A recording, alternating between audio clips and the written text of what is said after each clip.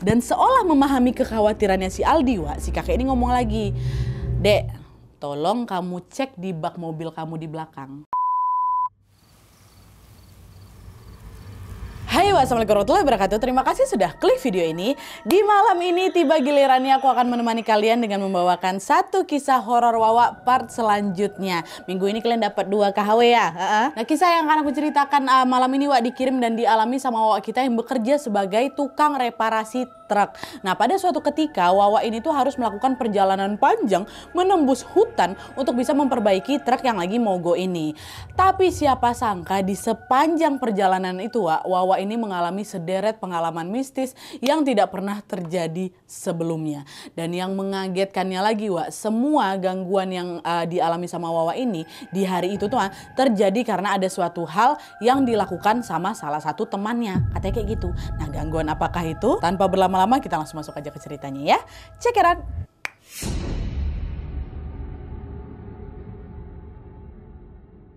Oke, Wak, kisah yang akan menceritakan malam ini dikirim sama Wak kita yang bernama Aldi dari Kalimantan Tengah. Halo Kak Aldi. Nah, pengalaman horor yang diceritakan sama Aldi ini, Wak, terjadi pada tahun 2021 ketika dia bekerja di perusahaan kelapa sawit yang ada di kota Sampit. Kita sebut aja lah nama perusahaan ini perusahaan S ya. Nah, kisah ini bermula pada tahun 2020, Wak. Pada saat itu si Aldi ini disibukkan dengan melamar pekerjaan di beberapa perusahaan yang ada di Kalimantan Tengah itu. Nah, setelah dia melamar di banyak tempat, Aldi pun akhirnya diterima sebagai karyawan di perusahaan S ini di kota Sampit sebagai mekanik truk yang tugasnya adalah nanti memperbaiki truk milik perusahaan S apabila terjadi kerusakan. Nah, kayak gitulah kan pasti tugasnya.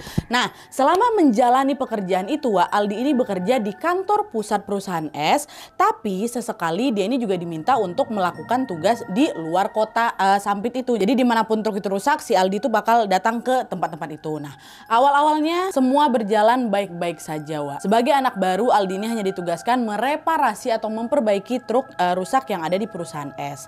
Tapi memasuki awal tahun 2021, Wak, untuk pertama kalinya Aldi ini ditugaskan keluar kota sama atasannya. Jadi sepanjang 2020 tuh aku di dalam kota aja, Nadia. Barulah di 2021 ini aku ditugaskan di luar kota. Kenapa? Karena pada saat itu memang ada truk perusahaan S yang mengalami rusak parah di perjalanan. Jadi tepatnya di daerah bernama daerah Sebabi namanya. Nah, setelah diminta atasannya, Aldi pun langsung bersiap-siap untuk pergi ke sana. Saat sebelum pergi, Wak, salah satu teman kerjanya si Aldi namanya Trisno nanya ke Aldi, Aldi, kamu mau aku temenin nggak? Lokasinya cukup jauh loh, sekitar 2-3 jam kan kalau mau ke sana. Mau ditemenin nggak? Kata Trisno kan, nggak usah, no, aku pergi sendiri aja. Lagi pula kerusakan truknya juga nggak begitu parah kali kok. Insya Allah aku bisa handle sendiri. Kata si Aldi kayak gitu. Oh ya udah kalau gitu, hati-hati di jalan ya, banyak-banyak berdoa. Kata Trisno. Oke, siap, kata si Aldi. Dah tuh, Aldi pun pergilah itu, Wak, ke lokasi truk mogok dengan mengendarai mobil pick up yang sudah lengkap dengan peralatan reparasinya. Waktu itu dia berangkat sekitar jam 3 sore, Wak. Nah, di sepanjang jalan Aldi ngikutin arahan Google Maps lah gitu kan untuk bisa sampai di tujuan tempat truk ini rusak. Tapi di tengah jalan Aldi ini tiba-tiba kebingungan, Wak, gegara jalan yang ditunjukkan di Google Maps itu dirasa sama dia kayak kurang tepat lah gitu. Nah, khawatir dia ini mau tersesat, ketika dia melewati area perkampungan, Aldi turunlah itu dari mobil kan. Dia mau memastikan lagi, dia tanya ke warga sekitar. Untungnya di situ ada bapak-bapak, Wak, yang bisa ditanyain sama Aldi. Bahkan si bapak-bapak ini juga mau mengantarkan Aldi sampai di persimpangan jalan biar nanti lebih terang lah gitu jalannya kan. Saya antar sampai sini aja Mas ya, nanti Mas tinggal jalan lurus aja, nggak usah belok-belok, nanti pasti sampai tujuan tuh, kata si bapak ini. Oh iya Pak, makasih banyak ya, katanya. Dibantu lah sama si bapak ini kan. Dah, Aldi pun kembali mengendarai mobilnya memasuki jalanan yang ditunjuk sama si bapak itu. Nah, di situ Aldi baru tahu, Wak, kalau jalanan yang dia lewatin itu rupanya rusak parah, banyak kali lubang-lubang besar gak jalanan itu, Nadia. Nah, selain jalannya rusak, Wak, area itu juga sepi kali. Jadi kanan kirinya tuh memang hutan kelapa sawit, Wak, dan tidak ada pemukiman warga. Nah, saking sulitnya akses itu aku lalui, Nadia, katanya. Waktu ketika langit udah makin gelap tuh, Aldi ini sampai belum nyampe ke tujuan, Wak. Kan gak bisa ngebut, dia harus pelan-pelan kan, orang jalannya rusak semua kok. Padahal seharusnya aku tuh udah nyampe beberapa jam sebelumnya lah, ini jadi ngaret aku. Nah, selain belum sampai, Wak, Aldi ini juga menemui kesulitan lain karena kurangnya penerangan di sepanjang jalan itu. Jadi pokoknya akses yang dilewati sama Aldi malam itu tuh betul-betul mencemaskan lah gitu. Udahlah gelap, sepi, jalanan rusak, ditambah sendirian pula ya kan. Semua masalah itu tentunya bikin si Aldi ini cemas ya, kok feeling aku udah nggak enak ini ya. Aku belum sampai lagi, kata si Aldi dalam hati kayak gitu kan.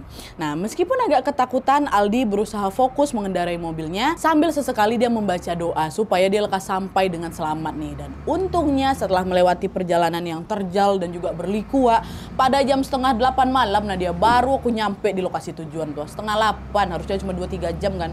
Hampir 5 jam dia sampai sana. Dah tuh, setibanya di sana Aldi pun melakukan tugasnya. Dia langsung mengecek kondisi truk yang lagi rusak ini, dan ternyata salah satu mesin itu katanya mengalami penyumbatan gitulah, Wak. Nah, setelah tahu masalahnya, Aldi pun langsung mengambil sekotak besi yang berisi peralatan-peralatan reparasi gitu untuk memperbaiki si mesin truk yang lagi rusak ini. Dah tuh diperbaiki sama dia kan. Nah, selesai memperbaiki, Aldi pun baliklah, dia naik ke mobilnya, dia mau nyari warung, Wak, yang memang masih buka buat beli minum, haus dia. Tapi karena area di sana tuh cukup terpencil, hampir semua warung tuh udah tutup. Jangankan warung, dia rumah aja udah pada tutupan semua. Dia jalan lagi kan, dia cari. Untungnya ada tuh sebuah warung kopi sederhana yang masih buka. Dah tanpa pikir panjang, Aldi pun langsung menghentikan mobilnya di warung itu dan beristirahat sebentar di sana. Adalah tuh pesan kopi gitu kan. Nah, pas dia lagi duduk-duduk sambil ngopi ini, Wak, Aldi dihampiri sama si ibu warung, ibu kedai ini ya, sekitar 40 tahunan lah. Nah, dia si ibu ini umurnya. Ibu tuh nanya, "Bang, dari mana? Kok malam-malam kesini? Dari jauh ya?" kata gitu. "Oh iya Bu, saya dari kota Sampit. Barusan lagi ada kerjaan ngebenerin truk kantor yang lagi rusak." "Oh gitu. Terus malam ini langsung pulang ke Sampit atau gimana Bang?" kata gitu. "Oh iya Bu, habis ini saya langsung balik ke kota Sampit Bu. Soalnya saya di sini sendirian dan saya nggak begitu paham kan daerah sini," kata si Aldi lagi. Nah, setelah mendengar jawaban Aldi yang itu tuh, entah kenapa ekspresi wajah ibu tuh tiba-tiba berubah. Dari awalnya ibu ini ramah, mendadak berubah tegang mukanya. Dia ngomong lagi, "Bang, mending abang pulangnya besok aja. Sekarang udah malam loh. Lagian di sini jalannya rusak, Bang. Saya khawatir abangnya kenapa-napa di jalan. Apalagi waktu ngelewatin bunderan. Rawan kali di sana, Bang," kata si ibu itu kan. "Hah?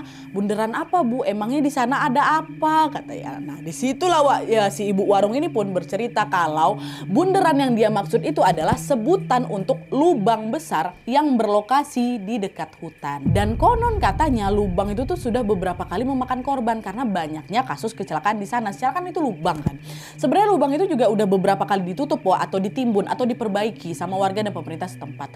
Tapi lubang itu entah kenapa tuh terbuka lagi dan seolah kayak macam nggak mau ditutup tuh loh. Nah, karena itulah warga sekitar pun akhirnya memberi garis lingkaran di sekitar lubang dan juga memasang bendera kuning di atas dia. Jadi ini sekilas informasi aja nih, Wak, buat kalian belum tahu. Ditambahin informasi dari Aldi, menurut kepercayaan masyarakat kami, masyarakat Kalimantan, warna kuning itu adalah warna yang macam disakralkan kayak gitu lah, Wak.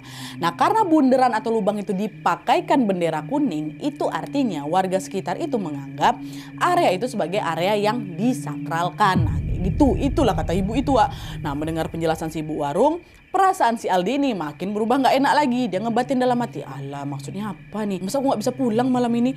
Kalau misalnya aku nggak balik, aku mau nginep di mana malam ini?" gitu kan. Nah, karena dia nggak mau overthinking, Aldi pun menolak usulan ibu itu dengan sopan. "Bu, iya sih Bu, emang kayak gitu ya ceritanya. Tapi maaf Bu, kayak saya tetap harus pulang malam ini lah Bu. Soalnya besok saya ada kerjaan," kata si Aldi.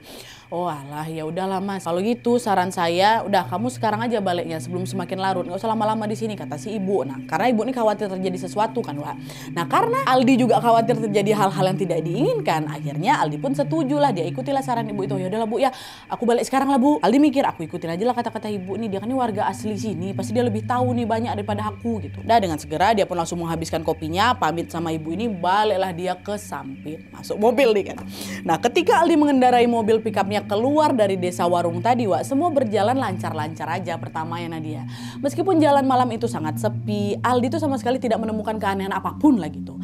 Tapi ketika mobil yang dikendarai sama si Aldi ini melewati bundaran yang disakralkan oleh warga, si bundaran atau lubang yang diceritain sama ibu tadi, disitulah gangguan tuh baru muncul lah dia. Wah ya Allah. Nah, jadi nih, Wak, ketika mobil yang dikendarai Aldi ini sampai atau melewati bundaran itu, tiba-tiba pula lah kebelet pipis aku. Macam udah nggak bisa ditahan, nyesel aku nggak kencing sebelumnya tuh kan. Kebelet pipis. Ya mau nggak mau ketepikan lah mobil itu di pinggir jalan kan, buang air aku di semak-semak di situ. Nah, buang air bentar, balik mobil lagi. Tapi di saat mobil yang mau dinyalakan, Wak, nggak hidup, nggak nyala-nyala mobil tuh, mati mesin tuh. Ngapa nih kok nggak bisa hidup? Kayak mana aku balik ya nih? Tadi sebelum aku pipis bebe aja kok mobil ini, kenapa jadi tiba-tiba kayak gini, kata si Aldi kan. Dicek bentar tuh mesinnya sama si Aldi. Aldi kan orang reparasi kan, waktu dicek nggak ada yang bermasalah, Nat. Aman-aman aja semua, nggak ada yang soak sama sekali. Tapi dinyalain tuh nggak bisa-bisa. Nah karena mobil tuh nggak nyala-nyala, Aldi mau ngubungin temannya, minta tolong jemput aku nih, aku minta bantuan gitu, nggak mau nyala mobil nih. Waktu dicek HP tuh tiba-tiba sinyalnya mendadak hilang, Wak. Nggak ada sinyal. Jadi dia nggak bisa nelpon, nggak bisa ngirim SMS, nggak bisa ngirim WhatsApp, semua nggak bisa. Dan parahnya lagi, Wak, lokasi di mana mobil Aldi ini mogok itu kan ada di tengah hutan kan. Jadi di area itu sama sekali nggak ada rumah warga ataupun kendaraan yang melintas, yang nggak ada malam itu. Jadi cuma aku yang teronggok di sana sendiri, kata si Aldi. Betul-betul cuma Aldi aja di hutan itu. Meskipun panik waktu itu, Aldi berusaha sebisa mungkin untuk menenangkan diri. Udah Aldi, tenang ya, aku nggak usah panik. Mungkin mesin mobilnya ini lagi kepanasan. Ini kan aku habis melewati perjalanan jauh, agak terjal juga perjalanannya kan. Mungkin lagi panas aja. Udahlah, aku tunggu aja lah di mobil ini. Bentar lagi pasti nyala kok, kata si Aldi kayak gitu. Dah, akhirnya Aldi pun memilih untuk beristirahat sebentar di kursi mobil, nunggu mesinnya dingin. Terus dia nggak keluar lah dari mobil. Pokoknya dia nunggu tuh di dalam mobilnya, kan mobil pickup itu. Nah, waktu dia lagi menenangkan diri ini, tiba-tiba Aldi dengar, Wak, ada suara lemparan benda tepat di belakang mobil aku tuh. Bak mobil kan, mobilnya pickup kan. Jadi suara itu berasal dari belakang itu. Di saat dengar suara itu, Aldi memilih tuh udah biarkan aja. Dia memilih tuh tidak peduli, paling itu cuma suara hewan tupai itu mungkin lagi naik ke mobil aku, katanya kan. Tapi setelah Aldi ngomong kayak gitu, Wak, tiba-tiba bak mobil tuh, Nat, begoyang. Aku dalam mobil tuh begoyang macam ada sesuatu yang besar lagi naik ke situ terus goyang-goyangin mobil tuh, dan nggak berhenti di sana aja, Wak. Kotak besi yang nyimpan semua alat-alat servis tuh jadi macam kling macam beradu gitu, macam lagi dibunyiin orang.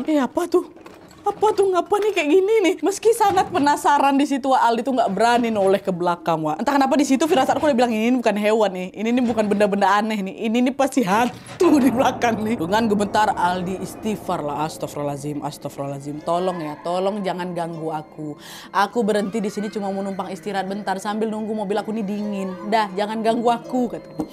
Dan seolah ingin menggoda Aldi, Wak, setelah si Aldi ngebatin kayak gitu, kotak besi yang ada di belakang terus justru makin kencang lagi. Ini kotaknya yang berbunyi. Pertama kan apa tuh yang bergoyang-goyang kan. Setelah si Aldi tuh berdoa menenangkan diri tuh, ini kotak servisnya itu digoyang-goyangin, Wak. Karena makin kencang, makin penasaran lah aku Nadia. Nah di titik ini aku udah gak bisa lagi membendung penasaran aku beranikan diri lah ngintip ke belakang lewat kaca spion, Wak, ya kan. Dan ketika Aldi menatap si spion itu, disitulah si Aldi nengok apa, Wak? Ada sosok nenek-nenek, bentuknya aneh kali. Tangannya besar, Nat. Tangannya besar, kakinya besar, tapi badannya kurus sekali. Bayangkan kalian, kurus, sudah keriput. Itu yang ditengok Aldi di belakang tuh.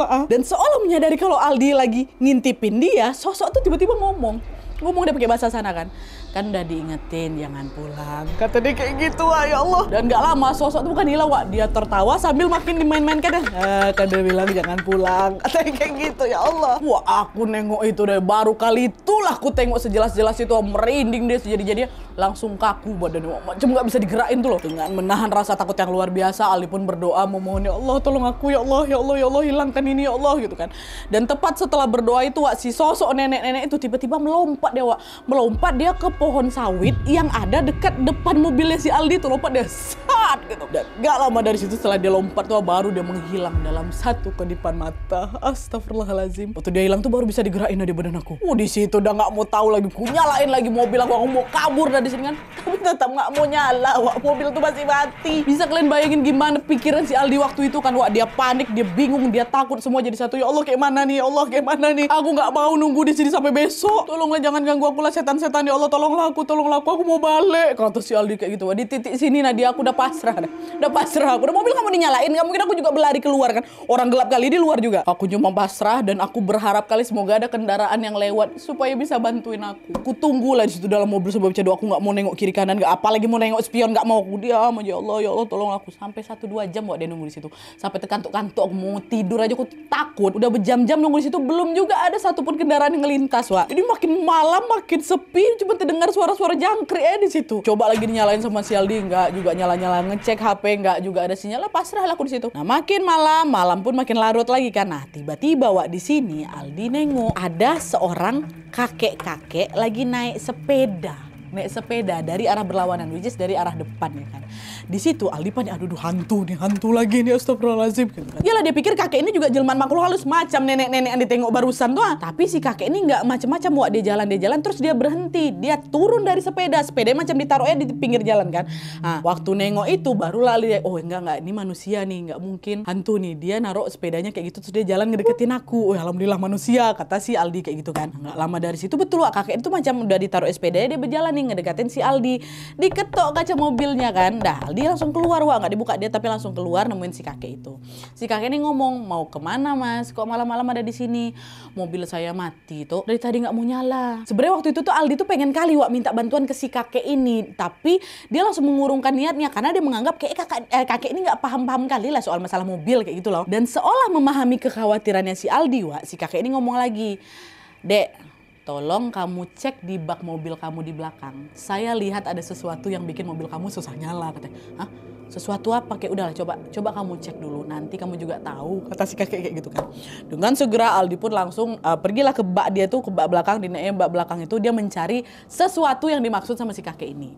Dan gak lama kemudian wah, Aldi menemukan sebuah bungkusan kertas. Waktu bungkusan kertas itu dibuka, isinya apa? Rambut sama daun sirih. Terkejut lah aku, Nadia bingung juga aku. Siapa yang naruh benda ini di sini? Atau jangan-jangan memang udah ada di sini dari lama ya? Aku baru tahu aja. Karena kebetulan mobil pickup yang dia bawa ini, wak, baru pertama kali itu Aldi bawa, wak. Mungkin karena keluar kota gitu kan. Selama ini Aldi nggak pakai mobil pickup itu. Dia pikir oh ini mungkin dari yang punya sebelumnya naruh di sini pakai gimana lah gitu kan. Nah karena bingung, Aldi pun diserahkannya lah itu bungkusan ke si kakek itu yang memang lagi nunggu di depan kan. Kakek itu pun nerima bungkusan itu langsung bilang kayak gitu. Itulah dia. Itu benda yang bikin mobilku ini mati. Dari penglihatanku sebenarnya ada teman kerjamu yang lagi ngejahilin kamu, katanya. Hah? Temanku siapa kek? Jadi ini apa nih? Benda nggak baik ini. Ngapa pula aku dijahilin sama dia? Aku nggak bisa bilang orang itu siapa dek, tapi dia ini teman yang kamu kenal kok. Cuman udah nggak usah kamu pikirin sekarang. Coba kamu hidupkan mobilmu, kata si kakek kan. Langsung masuk mobil, ku nyalain. Coba dengan sekali goyang aja dia langsung nyala mobil tuh. Nyala, nggak ada nggak langsung kayak gitu. Padahal dari tadi aku coba-coba nggak bisa, Nan. Apa nggak lega kali perasaanku? Alhamdulillah ya. Terima kasih ya kek ya. Dia berterima kasih lah sama si kakek ini dan kembali melanjutkan perjalanannya kembali ke kantor malam itu juga. Pamit nih kakek itu pergi, aku pergi juga nih kan. Nah sepanjang jalan pulang Aldi mengendarai mobilnya dengan hati yang sangat lega. Tapi astagfirullah, kasihan kali. Sayangnya wak, kelegaan itu tidak berlangsung lama karena pas baru menempuh setengah perjalanan Nadia, Aldi ini kembali mengalami gangguan mistis yang kali ini nih ya Allah mengerikan kali wak. Nah jadi setelah dibantu sama si kakek itu kan mereka berpisah tuh wak. Nah di sepanjang perjalanan Aldi itu tidak henti-hentinya berdoa sambil sesekali dia bernyanyi wak, bernyanyi gitu kan untuk menghilangkan rasa takutnya. Nah pas dia lagi seru-serunya nyanyi itu Aldi tengok ada cewek dia lagi berjalan berhadapan dengan mobilnya Aldi di tengah jalan itu. Di situ Aldi tuh sempat lagi-lagi pasti mikir ini hantu nih, pasti ini hantu, baca-baca doa lagi dia kan.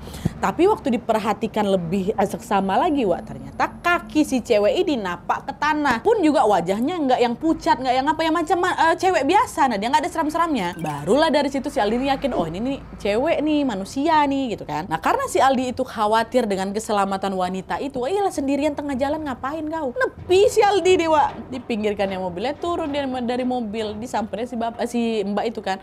Misi kak, kakak mau kemana malam-malam kayak gini? Hati-hati di luar sendiri kayak gini, banyak orang jahat loh di luar, kata dia gitu kan. Hening wak, wanita tuh gak jawab sama sekali pertanyaan si Aldi. Nah meski gak dijawab, Aldi ngomong lagi, udah mbak, yuk sama saya aja yuk, daripada jalan sendirian kayak gini, saya khawatir mbaknya kenapa-napa, mbak kasih tahu aja nanti mau diantarnya kemana, kata si Aldi. Oh baik kali Aldi. Nah waktu dibilang kayak gitu, baru si wanita ini buka suara, oh iya bang, boleh katanya. Nah setelah wanita itu setuju, dah diajaknya lah si cewek ini masuk ke dalam mobil kan. Langsung tancap gas lagi aku Nadia. Dia duduk depan sebelah aku. Di perjalanan wah Aldi sempat ngerasa canggung tuh karena dia tidak terbiasa berbasa-basi dengan cewek asing. Tapi untuk mencairkan suasana, Aldi pun berusaha untuk mengajak wanita itu mengobrol. Aldi nanyalah, kakaknya rumahnya di mana? Ke arah sini bukan kak? Tapi di sini bukan yang ngejawab pertanyaan si Aldi, wah wanita itu ngomong ngejawab, cuman dia bilangnya kayak gini. Ayo pulang, ayo pulang. Oh iya kak, iya nih saya mau anterin kakak pulang, tapi rumahnya di mana? Kata si Aldi lagi. Si cewek ini ngomong lagi, ayo pulang, katanya gitu. Pokoknya setiap kali pertanyaan yang ditanyakan sama si Aldi, Wak, jawabannya selalu sama. Ayo pulang, gitu terus. Ya tapi nanti kasih tahu saya ya di rumahnya. Ayo pulang, katanya kayak gitu. Ngapa cewek ini ngomongin kayak gitu? Cuman waktu itu si Aldi berusaha sekuat tenaga untuk positive thinking, Wak. Mungkin Mbak ini lupa jalan pulang. Udah lah, nanti kalau misalnya ada pemukiman warga, udah aku turunin aja deh di sana, gitu pikirnya si Aldi. Nah karena si cewek ini nggak mau menjawab sesuai dengan pertanyaan si Aldi, wah ya Aldi jadi malas lagi nanya ya kan. Nanti jawabannya ayo pulang juga, ya tahu balik kita nih ya. Alhasil di situ situasi pun kembali canggung, wah ya kan mereka diam-diaman gitu kan. Lalu di tengah keheningan itu tiba-tiba Aldi cium ada bau bunga kantil. Bunga kantil, baunya menusuk hidung lah, pokoknya harum kali. Bunga ini datang dari mana? Perasaan kanan kiri aku hutan lah, nggak ada bunga kantil di sekitar sini pasti. Meski penasaran, Aldi lebih memilih diam dan menyimpan rasa penasarannya itu sendirian. Tapi setelah Aldi ini mengendarai mobilnya keluar area hutan, dan luar area hutan nih Wak ya, tiba-tiba wanita itu nanya, kamu nyium bau kantil ya? Itu dari badan aku loh.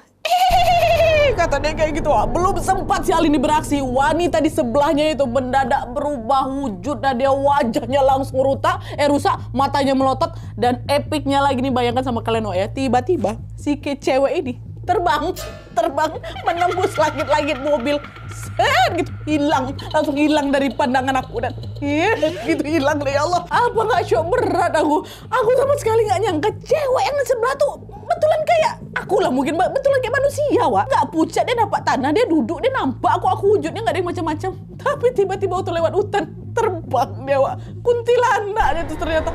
Astagfirullahaladzim, kok aku nggak sadar ya kalau itu setan, kata si Aldi itu. Kalian dengan tubuh yang masih gemetar Wak, Aldi pun berusaha astagfirullahaladzim, dia melajukan mobilnya menjauh lah dari tempat itu. Di tengah jalan ternyata alhamdulillah ada masjid Wak, Aldi langsung nepi ke masjid itu, sholat, dia kan langsung sholat, dia menenangkan diri. Dah nih, nah setelah merasa cukup tenang, Aldi balik lagi tancap gas sekencang mungkin supaya dia bisa nyampe langsung ke Sampit, langsung nyampe ke kantornya kan. Untungnya waktu itu udah lewat dari luar hutan ini Wak, Aldi tidak mengalami gangguan sampai akhirnya dia tiba di kantor dengan selamat. Nah, setibanya di kantor, Aldi langsung mengembalikan mobil dan segera pulang Wak untuk beristirahat di rumahnya. Nah, pas udah nyampe di rumahnya, rupanya gangguan dari si cewek nembus langit-langit mobil itu Wak belum sepenuhnya menghilang. Sosok itu tuh ngikutin Aldi rupanya Wak sampai rumah dan kembali melakukan teror mistis lagi ke si Aldi tuh. Jadi nih ya, setelah nyampe di rumah, Aldi memutuskan untuk tidur lah. Pastikan dia tidur, dia bersih-bersih tidur karena dia capek kali. Nah setelah bangun, Aldi tiba-tiba mengalami demam tinggi Wak. Demam aku sejadi-jadinya, dia sakit semua badan-badan aku kan. Tapi waktu itu Aldi mikirnya nggak aneh-aneh, dia nganggap udah ini sakit biasa nih, gara-gara aku kecapean gitu kan. Aldi pun minum obat penurun panas supaya demamnya turun lah gitu. Tapi meskipun sudah minum obat, Aldi nggak sembuh-sembuh Wak. Yang ada badannya malah makin sakit, terus berat gitu loh. Berat gitu, macam ada yang lagi ngegelayut di tubuh aku. Nah dia, duh kenapa ini ya? Tapi lagi-lagi Aldi nggak mau berpikir macam-macam Wak. Mungkin obat yang kemarin aku minum kurang ampuh. Kayaknya aku harus pergi ke dokter lah ini biar dapat obat yang lebih mujarab lah gitu mungkin kan. Nah pergilah dia ini ke dokter Wak untuk berobat. Tapi lagi-lagi hal itu juga tidak membuahkan hasil. Masih juga sakit aku. Nah dia kondisi aku juga belum membaik nih. Nah di titik itu barulah Aldi mikir, apa sakit aku ini bukan demam biasa ya. Sebenarnya aku udah ada pikiran itu dari awal kata si Aldi, cuman aku kayak nempis nggak, aku cuma sakit kecapean gitu kan. Cuma kok makin kesini aku nggak sembuh-sembuh. Apa jangan-jangan ada hubungannya sama pengalaman waktu nengok si kuntilanak itu kali ya? Nah dari situ akhirnya si Aldi ini ceritalah ke ibunya Wak tentang pengalaman horor dari kemarin, baru dia buka suara ke mamanya. Nah dengar cerita itu, di situ mamanya ini yakin kalau penyakit Aldi ini ada hubungannya dengan gangguan mistis itu. Mamanya ngeyakin kayak gitu. Akhirnya mamanya bawalah si Aldi ini berobat ke orang pintar namanya Pak Anung. Nah sebelum Aldi bercerita apapun Wak, waktu dia baru nengok aku, dan dia kata si Aldi, si Pak Anung tuh langsung ngomong, ngapa Mas badan kau berat ya? Iyalah orang ada ngikut kok ngegelayut di pundak kau tuh, cewek cantik dari hutan Mas, dia suka sama kau katanya. Apa nggak langsung teringat aku sama momen waktu aku duduk berdua sama kuntilanak, ngikut pula dia. Dan seolah memahami ketakutannya Aldi Wak, Pak Anung pun kemudian memberikan si Aldi ini sebotol air yang memang sudah didoai untuk diminum selama beberapa hari ke depan. Ini airnya dihabiskan ya nak ya, insya Allah sosok itu udah nggak akan ngikut kamu lagi. Oh iya Pak, makasih ya, kata si Aldi. Dan ternyata betul Wak, alhamdulillahnya setelah botol air itu habis diminum, baru Nat kondisi aku berangsur-angsur membaik. Udah nggak demam lagi, langsung bugar gitu loh seperti sedia kala. Tapi meskipun Aldi ini sudah kembali pulih, kejadian horor pada saat dia duduk semobil sama kuntilanak itu masih terngiang-ngiang di benak aku, masih, dan tidak akan pernah bisa aku lupakan seumur hidupku, katanya. Iyalah Al. Oke Wak, jadi itu tadi pengalaman horor Aldi pada saat bekerja sebagai mekanik truk. Aku betul lah nggak kebayang aku gimana kagetnya Aldi waktu nengok mbak-mbak tuh nembus. Astagfirullahaladzim, kalian bayangin ada orang duduk di samping kalian kayak manusia seutuhnya. Tiba-tiba itu aku kok tembus, dia terbang.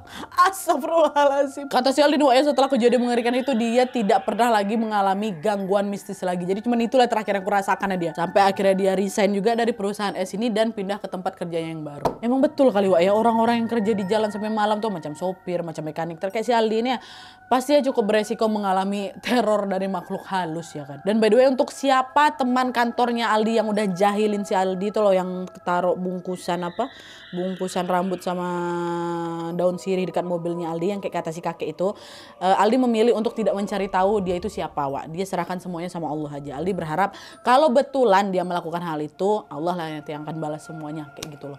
Semoga Wak semua nih yang bekerja sampai malam demi bisa mencari nafkah selalu sehat dan dilindungi oleh Allah Subhanahu wa taala dimanapun kalian berada. Amin ya rabbal alamin. Oke, Wak, jadi sekian dulu videonya. Terima kasih banyak yang sudah menonton. Kalau kalian suka video ini, klik like-nya. Jangan lupa komen di bawah tidak ada dan saran-saran untuk video selanjutnya. Jangan lupa nyalain notifikasi ya supaya kalian tahu kalau aku upload video baru. And as always, jangan lupa untuk klik tombol subscribe supaya kalian sama-sama tahu informasi menarik dan menegangkan dari channel aku. See you next video, Wak. Bye.